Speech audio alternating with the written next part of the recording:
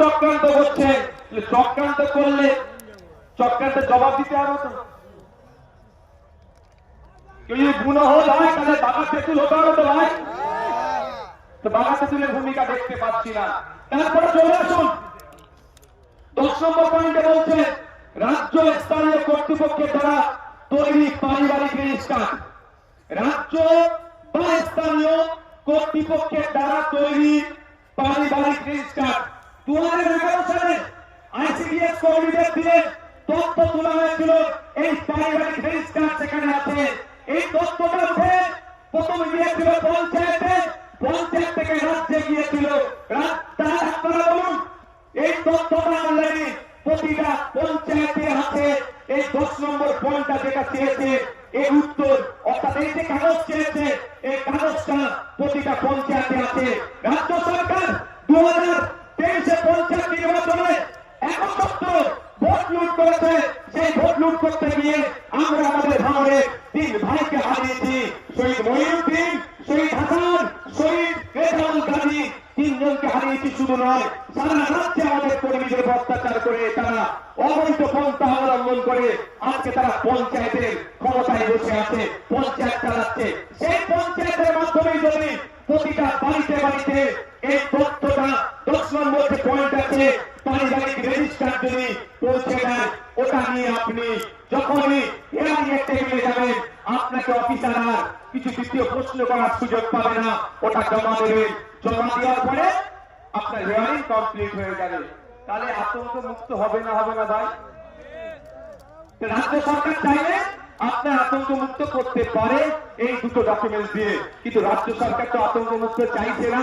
যদি আতঙ্ক মুক্ত চাইতো কুরআন শরীফকে নিয়ে যে আসেনি সরকার কুভাষায় কথা বলেছে তাকে ধরে তখন জেলের মধ্যে রাখতো, পুলিশ সুমতো করতো, তার বিরুদ্ধে ব্যবস্থা নিয়ে তো দূরের কথা প্রায় 900 মতো অভিযোগ জমা পড়েছে।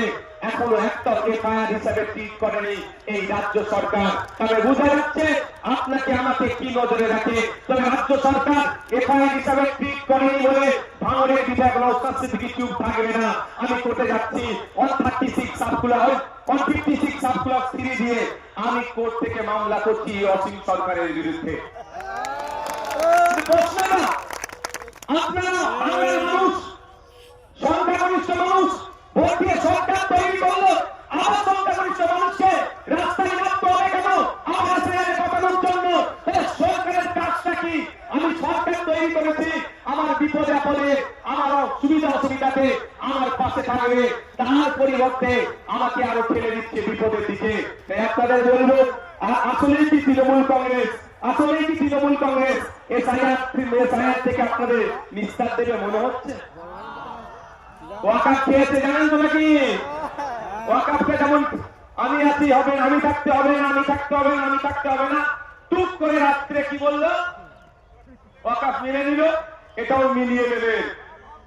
এসআইআর উনি বেঁচে থাকতে হবেন না বলছেন, বলতে বলতে শেষ দিন আপনাকে তো ডুবিয়ে দিতে পারে।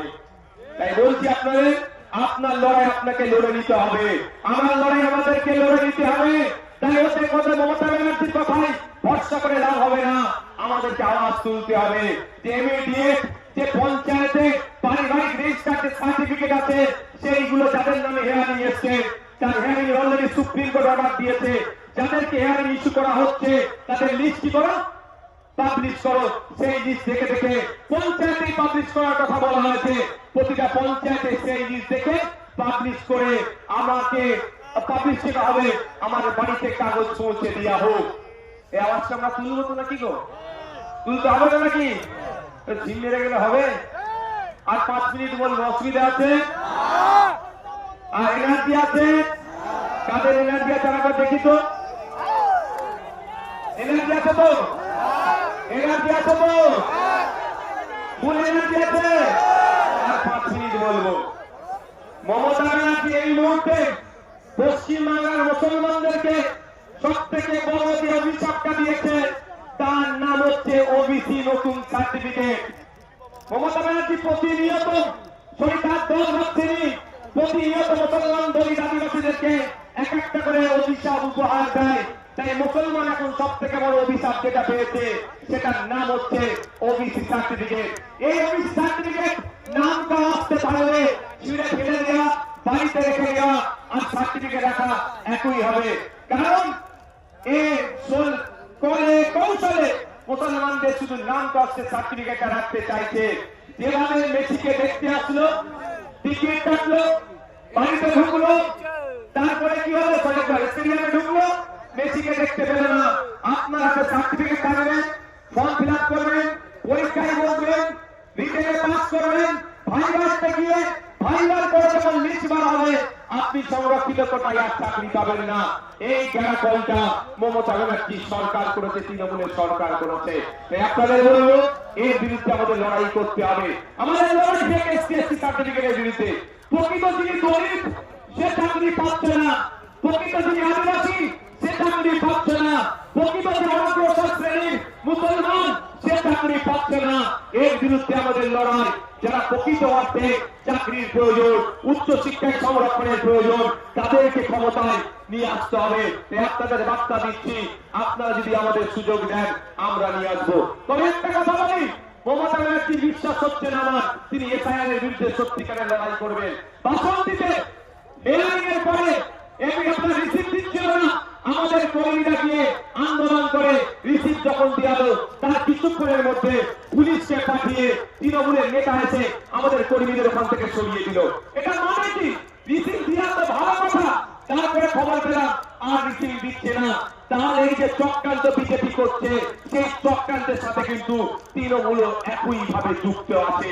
তাই এই চক্রান্তের জবাব আমাদেরকে গণতান্ত্রিক পক্ষে দিতে হবে। গতকালকে দেখছিলাম সিপিএম এর এক সিনিয়র লিডারের মেয়ে মুখ টুক ফাটিয়ে দিয়েছে।